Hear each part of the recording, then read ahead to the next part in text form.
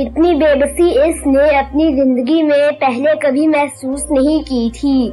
Cover کے ریت کے گرنے کے 4-5 منٹ بعد صفدر بھی ریت پر گر گیا اور اس کے منہ سے بھی صرف پانی کا لفظ نکلا۔ وہ تینوں بے ہوش ہو چکے تھے یا دم توڑ چکے تھے۔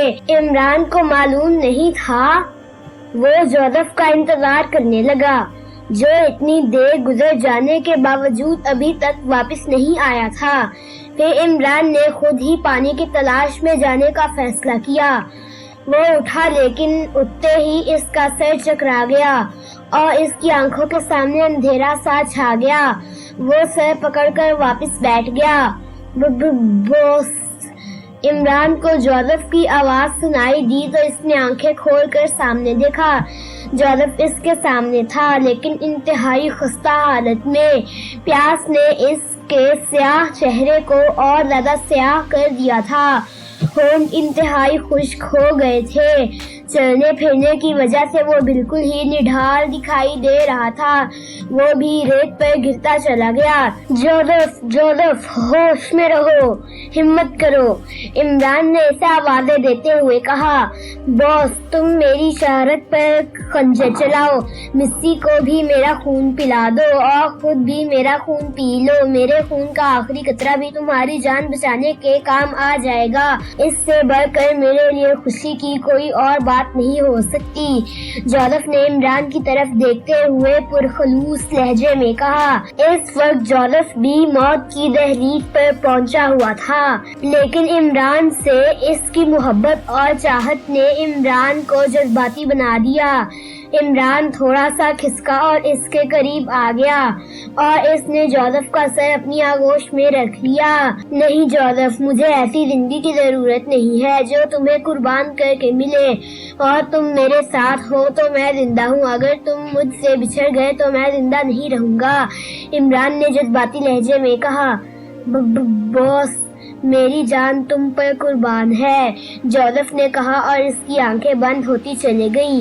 وہ بھی بے ہوش ہو گیا تھا۔ اسی لمحے عمران کو جولیا کی کراہ سنائی دی تو عمران جوزف کو چھوڑ کر جولیا کے قریب آ گیا۔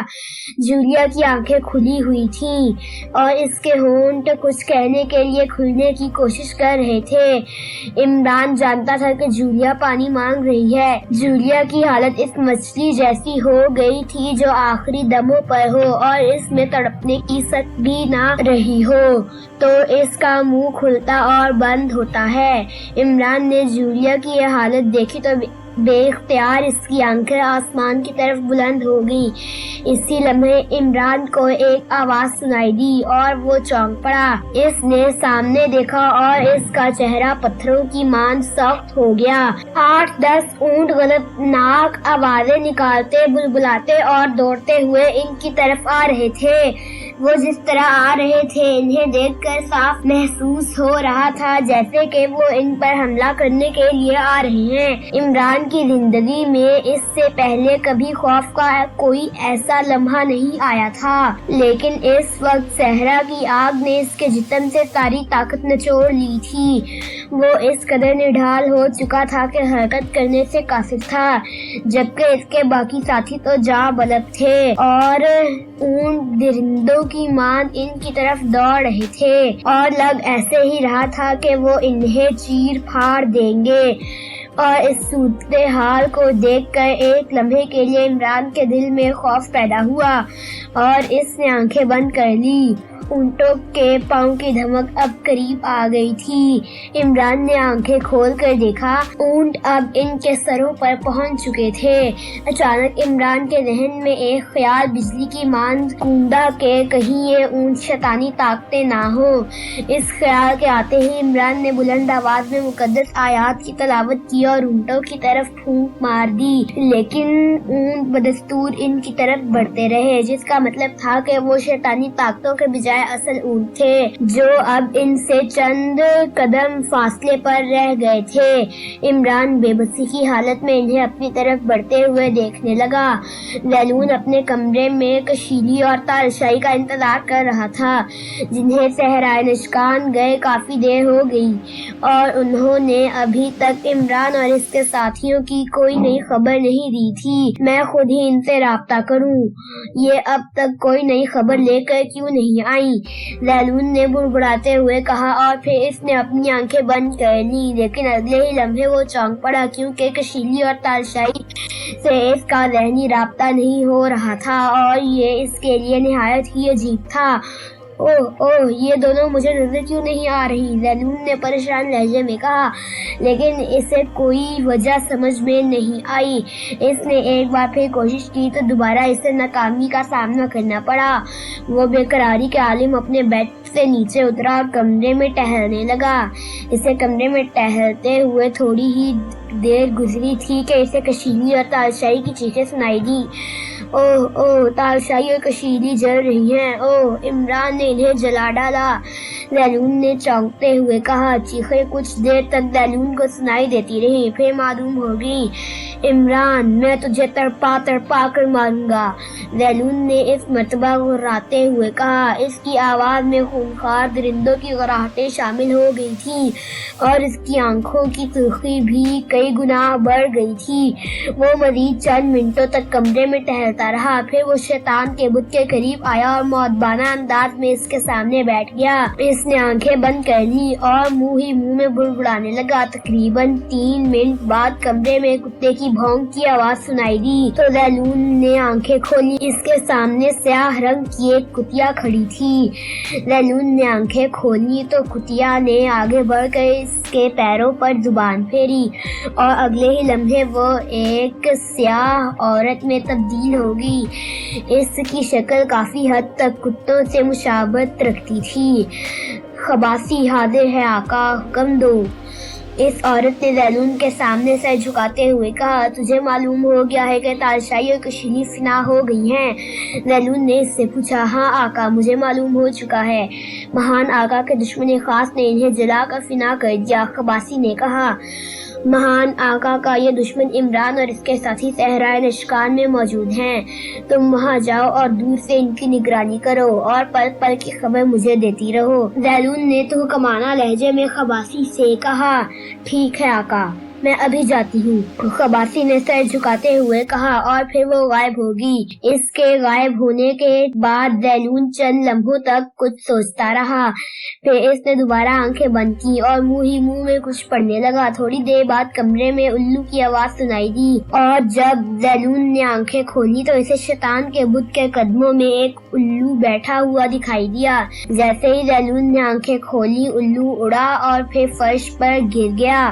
फर्श पर गिरते ही चंद लम्हे फड़फड़ाया और फिर वो इंसानी शक्ल में आ गया। इसकी रंगत तवे जैसी थी, आधा इंसानी तो थे लेकिन इंतहाई बदनमा और आंखें तो बिल्कुल किसी उल्लू की तरह थी।